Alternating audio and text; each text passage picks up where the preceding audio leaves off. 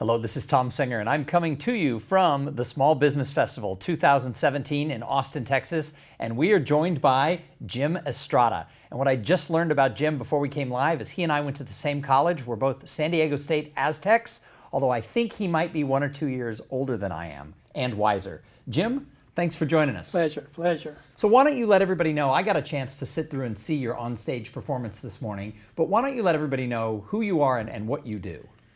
Ooh.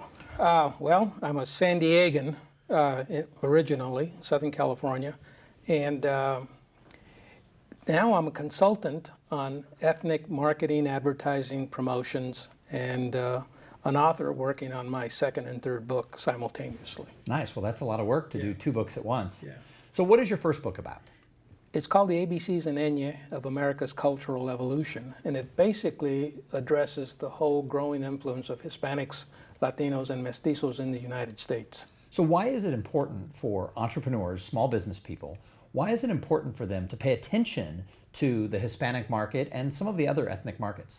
Well, in California and Texas, over 55% of all Latinos in the United States live in those 2 states, okay?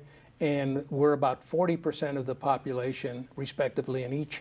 So the whole idea is that there's a changing population, a changing consumer movement afoot. And if people are not familiar with what's occurring around them, they're going to go the way of the Montgomery Wards, the Cresses, and the other companies that didn't keep pace with the changing environment. So there are a lot of misconceptions about the Hispanic market. What are some of those? Ooh, well, the one that comes to mind first is that over half of all the residents in the United States believe that over half of all Latinos are undocumented. My mother's 8 generations New Mexican. We've been around for a long, long time. Sure. Not me personally. Well, you might, yeah. That's Methuselah, I'm not. So what advice do you have for entrepreneurs who probably need to sell into that market? Well, first and foremost, I think it's a multifaceted approach. Educational institutions have to start teaching about the ethnic breakout and demographic changes in this country, particularly the people in the communications field. If people who are communicators don't understand the changes that are going on around them, they're going to continue to misconstrue information and share that information with their audiences, which creates much of the problem that we're having today. So how long have you had your consulting business? In Austin, 22 years.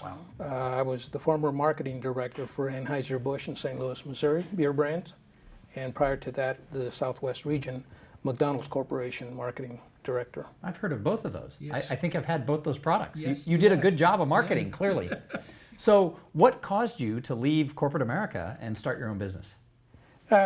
Boredom. If you've got a passion for a particular subject matter and you're not able to practice that passion, you start to burn out. And I think what I wanted to do was to continue this process of being an advocate for ethnic marketing and advertising, and start to influence the educational institutions to start adopting more and more of the curriculum that reflects those changes.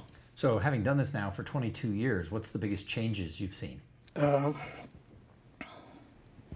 Population increase. A lot of this stuff goes unheeded. A lot of the information and data that we share goes unheeded simply because there's a vested interest in not accepting the fact that things are changing. And that's a human nature characteristic and not have anything to do with politics or partisanship or ethnicity or race. It's just the way people are wired, that, don't go changing things on me without me having something to say about it. Sure.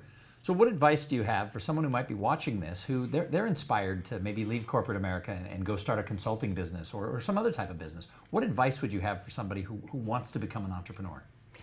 Know your subject matter, love your subject matter, and prepare to study your subject matter 7/24.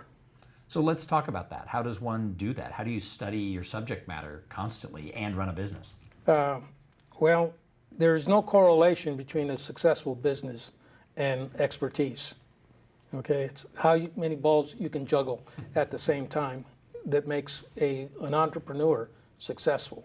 And I think that that's something that if you look at anybody who's successful in business, you find that they have a passion for what they do. It's an avocation as well as a vocation. And once you blend those two together, you're dynamite. Well, you mentioned in your speech that one of the fastest growing segments of entrepreneurship are Hispanics. Yes, the fastest growing, and within that segment, women are the lion's share of the growth. And I think it has a lot to do with the fact that if you're not able to find a gainful employment, the next best thing to do is go out and do what you want to do and sell your services and your time. So what challenges are the Hispanic entrepreneurs facing?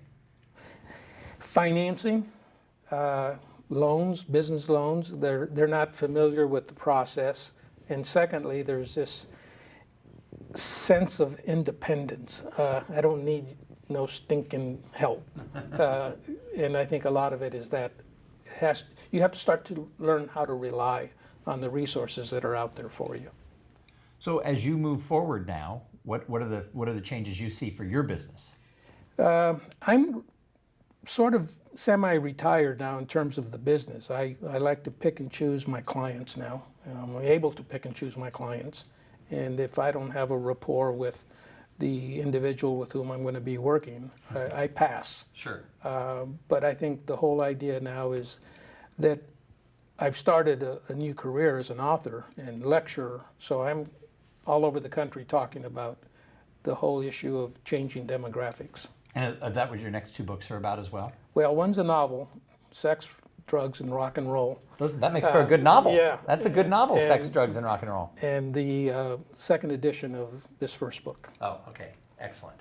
Well, Jim, thank you so much for joining us and sharing with the audience your expertise. Any parting words for the audience of maybe things they should be looking out for with this changing demographic, and then tell them how they can find you if they want to find more information. Last one first, Google me, Jim Estrada, or the ABCs and AAHHE of America's Cultural Evolution. And the parting words is, go Aztecs. Go Aztecs. That's what we like to hear. Jim, thanks for joining us. Pleasure.